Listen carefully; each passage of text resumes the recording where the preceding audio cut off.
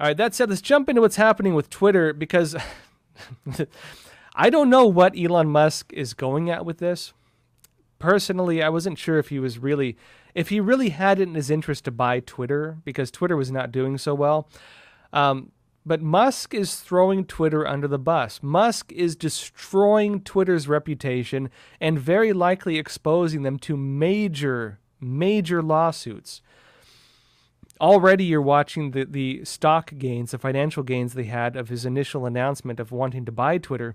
You're watching those gains get erased. Twitter's stocks are plummeting once more. And in addition to this, he's exposed the fact, whether intentional or not, that really Twitter had been used by different political actors with the intent of really, restricting people's ability to speak openly. The reason people use this product, Twitter, is because it gives them a public forum. If it turns out, which we're now seeing if it turns out that that so-called public forum was not actually a public forum, that we were there instead talking to ourselves while being misled because the algorithms were altering, interfering with the communications we had on there and making it so that people who thought they were having a public forum did not actually have it. That will damage, well, that already is damaging the entire brand of Twitter. And now you have governments claiming they need this power in order to, prevent whatever types of abuse they claim may be there, which is also showing what a lot of people suspected previously, which is that governments have been involved in this censorship, that they've been using Twitter as a medium to carry out state-level censorship. It's coming in the open now. You have the Disinformation Governance Board, the so-called Ministry of Truth of the Biden administration, coming out and talking about directly their intention of using Twitter for these types of purposes. You have the European Union coming out now with their new laws, which focus on, having the ability of state-level censorship of social media platforms. Elon Musk even met with the head of that department. Again, Twitter now is being dismantled, but in addition to all of this, you have something else, which is that Twitter may have been lying to its shareholders about the number of users a site actually has.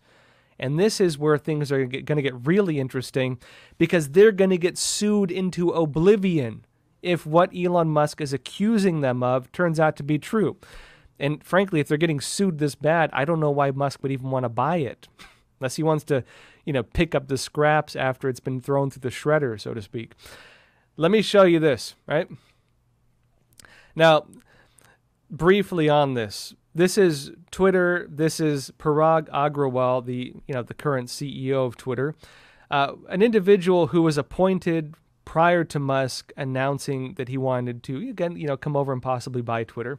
And Parag, previous to all of this, came in and was actually saying publicly that he wanted to transform Twitter from being just a platform where people could post anything they want, not his exact words, but transforming it from a platform on which people could post whatever they want to becoming more like a moderated service. So he was already talking about censoring people.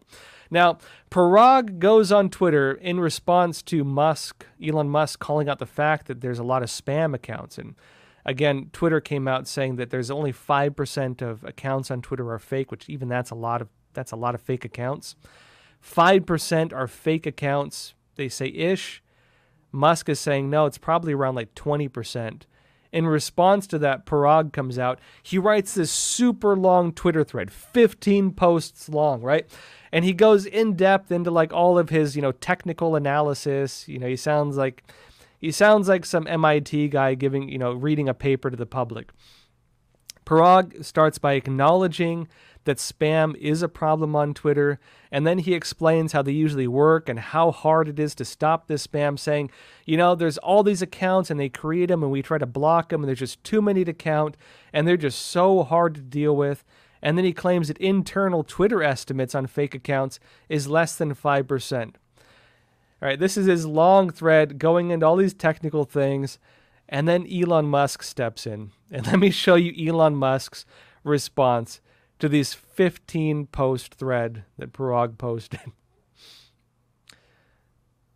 That's Elon Musk's response, as you see, a poop meme, poop emoji, essentially suggesting that Parag's entire claim is BS. Sorry for the mild crudeness, but that's what he's saying, right? In other words, this whole thing is a pile of nonsense, essentially. He's accusing Parag basically of misleading the public through that statement. And Elon Musk wants real answers. And he clarified this in some posts before and after this. Let me show you some of this. Now, before he had this exchange I just showed you, Musk was already exposing some of the serious problems with Twitter. Things that, as an investor, remember, before Musk announced that he possibly wanted to buy Twitter, Musk was coming out, again, as a major investor. He became the largest investor on Twitter. He bought up a ton of their shares. Now, Musk, being an investor, would have it in his interest, even if he chose to join the board, again, because he is one of the major investors, and he would have the ability to do that had he wanted to, had he not wanted to move forward to try to purchase it.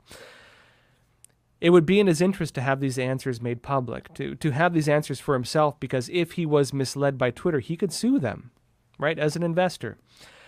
Now, remember that Musk is also under pressure right now to justify his intent, his publicly stated intent, to get rid of censorship.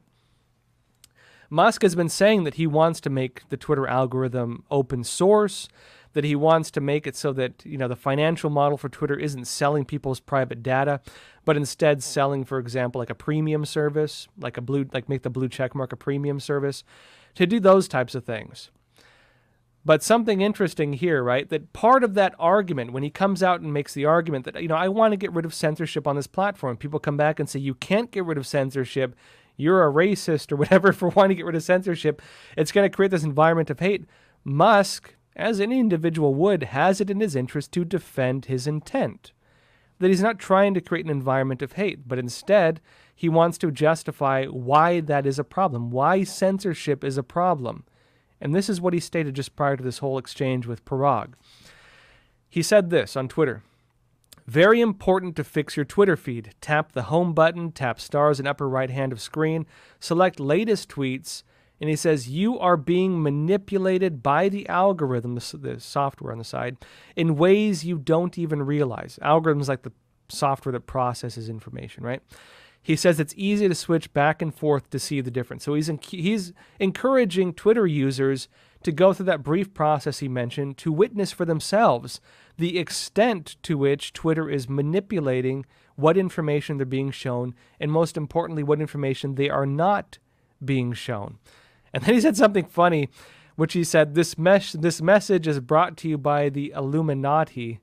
And he says naughty like naughty boy, right? Not like Illuminati like it's normally spelled. Then he says this: "I'm not suggesting malice in the algorithm." And he's talking further in. "I'm not suggesting malice in the algorithm, but rather that it's trying to guess what you might want to read, and in doing so, inadvertently manipulate/amplify your viewpoints without you realizing that it's happening. Not to mention potential bugs in the code being what is creating this algorithm." And he says open source is the way to go to solve both trust and efficacy. Open source meaning that anybody, you and I, could jump in and actually look at the source code of Twitter, see how the code works, and people can actually contribute to the code. Open source technology would allow the public some say in that. Now, open source is not foolproof, not foolproof, because, actors like businesses, like, political actors, or even foreign governments can also propose code under guise to pretend like they're like legitimate, just people interested in the code.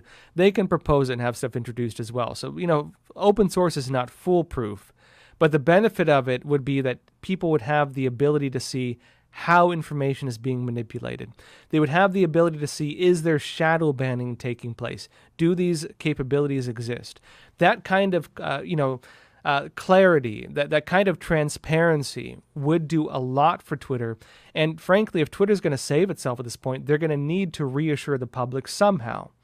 And so, as part of Musk tearing down Twitter's credibility, really, just wrecking their credibility, he's proposing a solution. Again, just like Sun Tzu's strategy, never surround an enemy on four sides, always leave an opening. Musk is destroying them on all four sides. He has them surrounded. but he's leaving an opening. That one opening being, let me take over, let me implement the fixes I am claiming will work. And this is what he's doing.